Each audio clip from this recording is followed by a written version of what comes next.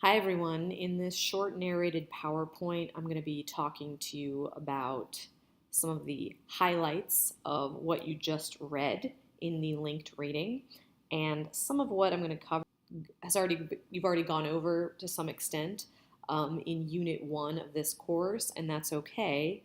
Might be a bit of a review, which is always a good thing.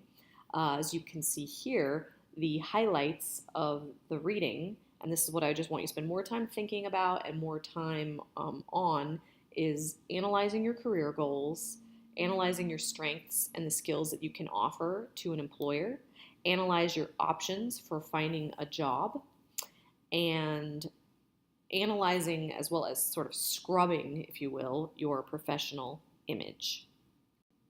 Really specifically, what I'm focusing on is analyzing your strengths and your skills as a pre-writing exercise, and also talking about how to curate your professional image. So first, let's start with analyzing your strengths and your skills. Like I said, this should be something you're doing as a pre-writing activity before you get into the cover letter and resume.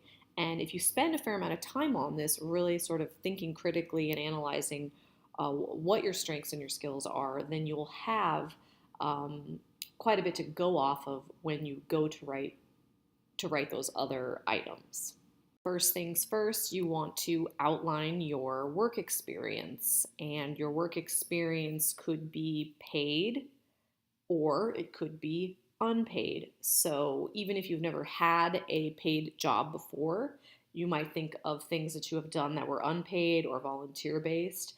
That could still count as work experience, or you could put both of them together. So, for example, if you have volunteered at an animal shelter, that could count as unpaid work experience. You might also want to think about what things that you have done that may not even be volunteering per se, but could contribute to the types of things that this employer is looking for. So, for example, if you have experience, and I guess this is volunteering, but let's say you've had an unpaid job coaching a little league team or a pee-wee football. There might be certain skills that you acquired in that process that would be useful, that you could believe to be useful in this particular job that you're seeking out.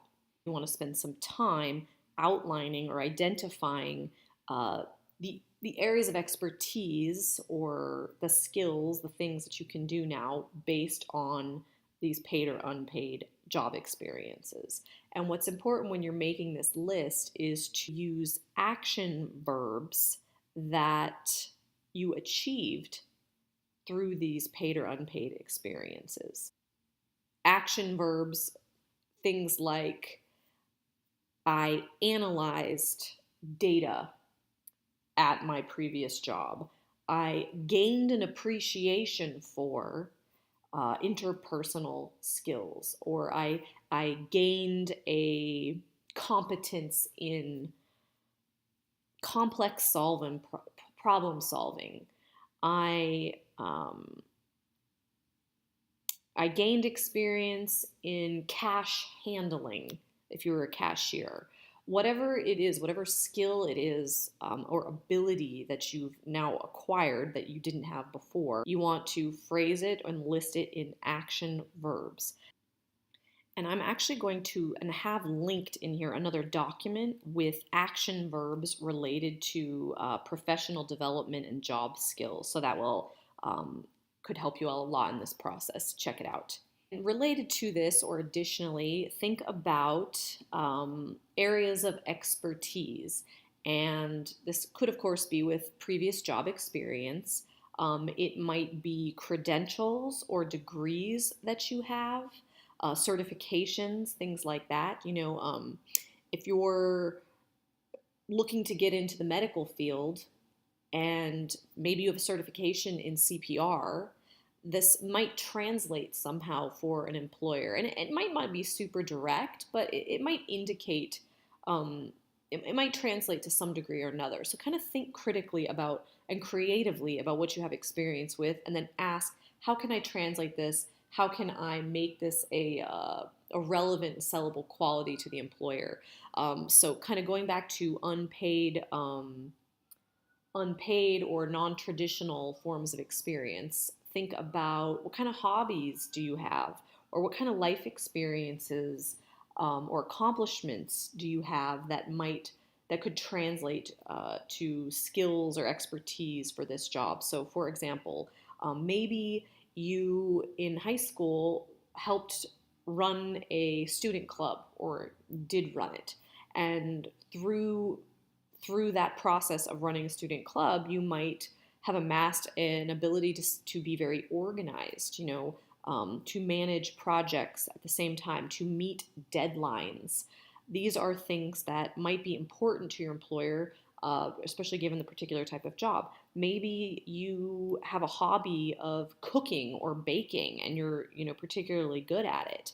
But maybe you have very little job experience. Potentially, you could think about, how has this skill of cooking or baking, how does it translate into me being able to follow complex instructions or processes, and do two things at once? You know what I mean? So maybe you're applying for a job as a server, and you don't have any server experience, but you really like to cook and bake, and you feel like this could help you out in terms of being able to do two things at once or something like that. So there's lots of ways, things that you've done in the past that could translate over if you really think about them critically as well as creatively. If you've taken any courses in school or that relate to the job that you're seeking out. All right, you've taken this course, right, which is a communication course. So if your employer is asking for an employee with good communication skills, you could reference and think about, well, I've taken various communication courses, I've completed particular assignments, I've had to give speeches in front of large groups of audiences. All these things are ways that you could think about past experiences that translate into these new skills. Finally, I also want to think about sellable qualities. And this could be related to experiences or credentialing, but it might just also be particular personality qualities that you have that could be useful to your employer, interesting, compelling to your employer. So, for example, if you are applying for a job in a customer service field, a sellable quality might be that you're very personable, friendly, and outgoing, right? These are qualities that customer service representatives need to have in order to be able to engage and build rapport with their customers. So those might be particular sellable qualities that you have. And even better, not just think of the quality, but could you think of some sort of experience or anecdote that illustrates these sellable qualities? So going back to, I'm friendly and outgoing, what experience might you have, or a story could you tell that illustrates these sellable qualities you have, and actually try to show, how can I evidence that I have this quality rather than just them going off my word. And if you can't think of some sort of evidence, that's fine too. Go ahead and still list your sellable qualities. But anytime that you're thinking about job skills and resumes and things like that, you wanted to always be asking yourself, to push yourself further and asking yourself, how can I prove this?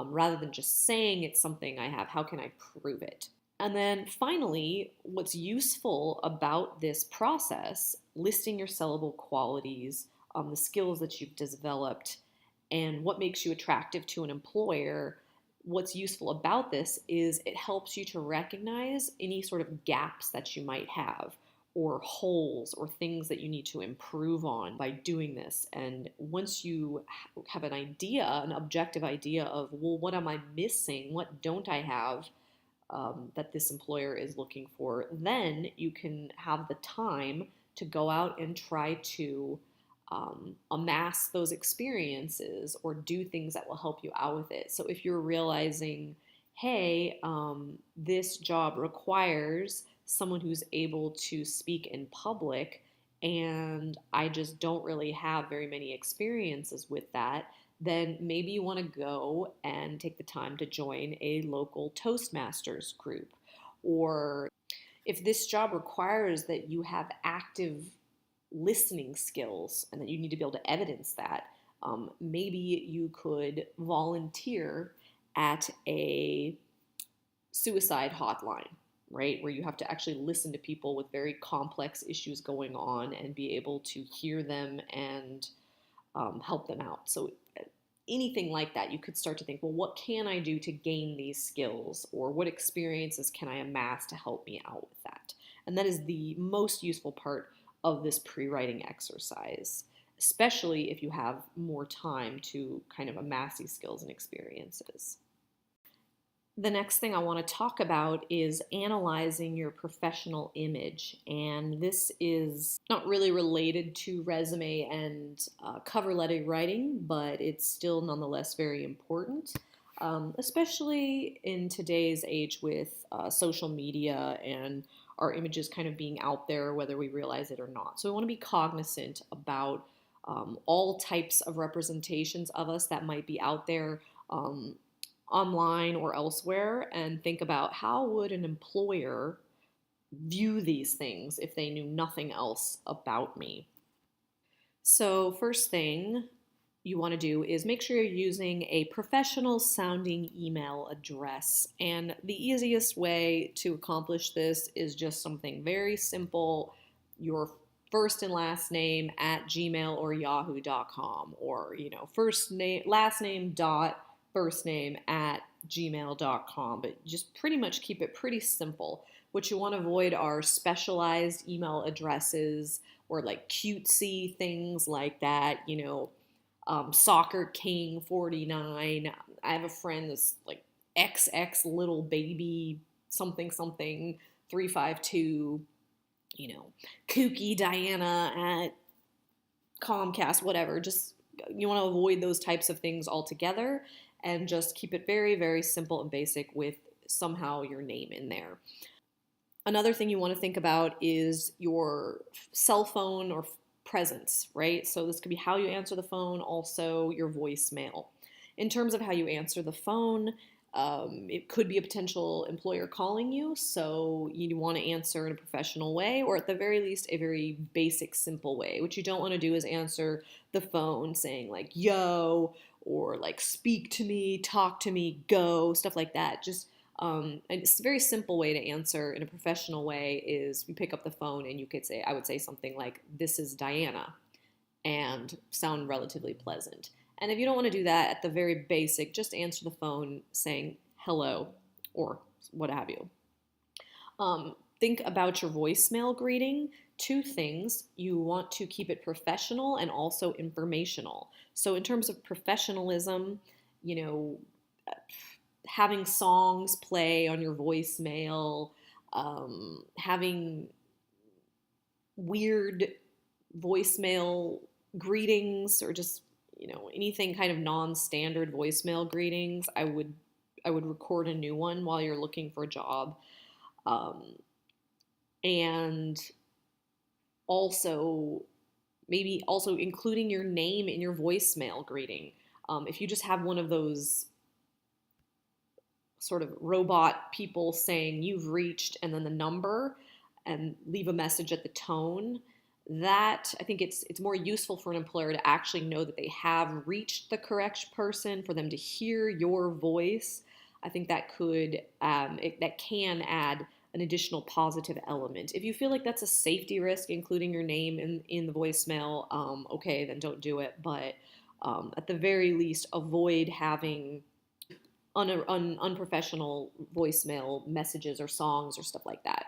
I would send my voicemail would simply be, hi, you've reached Diana at, and you could say the number. I'm unable to answer the phone right now, but please leave me a detailed message and I'll get back to you as soon as I can, or something simple like that. Okay, so that covers phones. Let's talk about social media, and I think this one's pretty important, pretty big. So keep in mind that just assume that your employer is always going to search the web for you, and that they are going to look at any social media presence that you have, assuming it's public. And I think a safest bet is to just assume anything that you have on the web is public. Because I know I have done this where I've thought that I'd made everything private and realized that maybe I was tagged in pictures, or somehow I missed something, or whatever platform I was using changed its settings without me realizing it, and now stuff that I thought was private is not. So you just want to assume anything out there is private. At the very least, go through and do a very good job of making sure that anything you wouldn't want an employer to see is made private. But I think it's safer to just kind of get rid of it. So definitely keep that in mind. Think about what kinds of images there might be on your various social media presence. It could be activities that you're partaking in that maybe are socially divisive. Could be like partying, or I don't know, being at certain events or certain places. Um, think about how you look in those images. Maybe what kind of clothing are you wearing or not wearing that could give the wrong image to an employer. Just keep in mind, these people don't know you at all. This is all they're going off of. So I would scrub those. And just think any platform that you're on, whether it's Facebook, Tumblr, Instagram, I don't even know, there's so many of them, but just really kind of give some critical thought to each of those. So clean that up. And then the other thing you also do is not only make sure that your images are non-offensive, but also you could go an extra mile and think about, how can I cultivate a professional image through my social media presence? And this might be creating social media pages that are kind of devoted to your professional image. Maybe you have your own separate Facebook page that's sort of a professional Facebook page, where you might share or circulate information related to the field that you're interested in. So let's say you're looking for a job in communication and healthcare. On this page, you might exclusively share and comment on articles related to healthcare issues, like public health, like obesity, smoking, healthcare coverage, whatever, what have you. So you could do something like that.